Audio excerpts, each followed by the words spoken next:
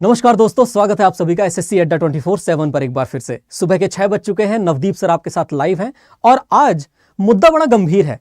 क्या भारत में सच में इस बार वर्षा नहीं होने वाली? बारिश का मौसम जो कि लगभग जून के आधे महीने से शुरू हो जाता है और सितंबर के आधे महीने तक चलता है, क्या इस बार वास्तव में इस समय पर कोई बारिश नहीं, कोई पानी की बूंदें इस धरती को तृप्त नहीं करेंगी?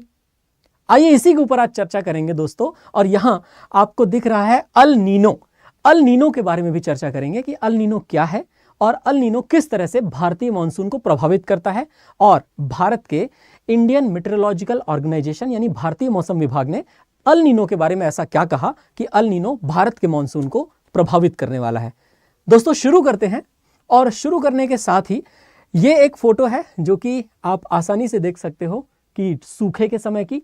और आगे चलें तो हम पाते हैं कि रॉयटर्स की एक न्यूज है जिसमें उन्होंने कहा why El Nino is a concern for Indian monsoon rains, यानी कि भारत के मॉनसून के लिए क्यों अल नीनो एक चिंता का विषय है।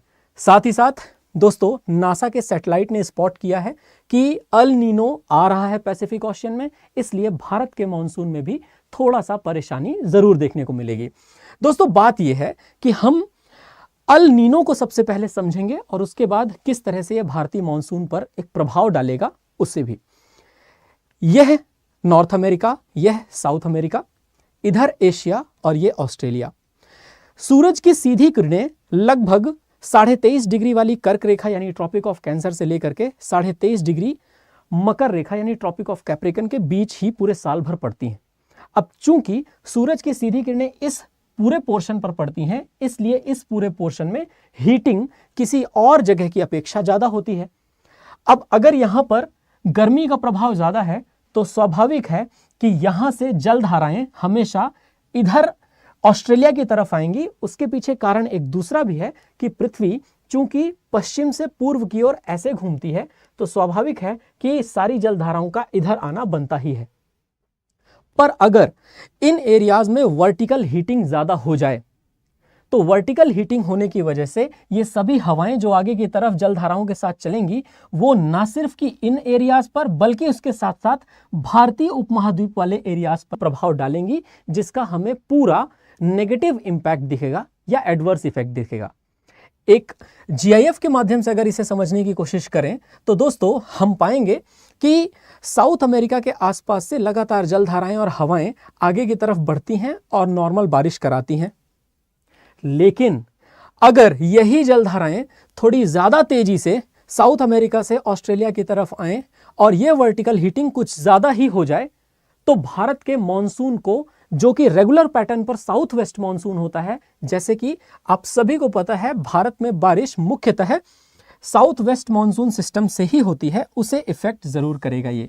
तो साउथ वेस्ट मॉनसून जो कि आप देख पा रहे हैं साउथ वेस्ट दिशा से आ रहा है, उसे डिस्टर्ब करेगी यहां से आने वाली हवा। और अल नीनो चूंकि ज्यादा ही प्रभावित करेगा, इसलिए ये साउथ वेस्ट से आने वाली हवा जो कि भारत के अंदर प्रॉपर बारिश करवाती है, वो इन हवाओं के प्रभाव में आकर के एडवर्सली इफेक्ट हो जाएगी, यानी इस पर एक नकारात्मक प्रभाव जरूर पड़ जाएगा। आई होप कि इस डेफिनेशन के माध्यम से आप ये समझ सकते हैं कि अल नीनो एक मौसम संबंधी घटना है जो तब होती है जब मध्य और पूर्वी प्रशांत महासागर में समुद्र का तापमान सामान्य से अधिक हो जाए और वार्मिंग वायुमंडलीय पैटर्न में परिवर्तन का कारण बनती है। तो एटमॉस्फेरिक जो चेंजेस हैं जब वो हो जाते हैं तो हमारा मॉनसून वीक हो जाता है, और जब हमारा मॉनसून वीक हो जाता है तो मॉनसून वीक होने के बाद इंडियन मॉनसून बहुत लेस रिलायबल हो जाएगा अल नीनो के दौरान। नासा ने इसी बात को बताया है कि अल नीनो अगर थोड़ी सी जल्दी भारत की तरफ आएगा तो ये इंडियन मॉनसून के लिए एक परेशानी का सबब बन सकता है। दोस्तों स्ट्रॉन्ग अल नीनो की जब हम लोग चर्चा करते हैं, जैसे कि 1957 की बात करें तो आप देखेंगे यहाँ परसेंटेज जो बारिश का है वह कम होता है।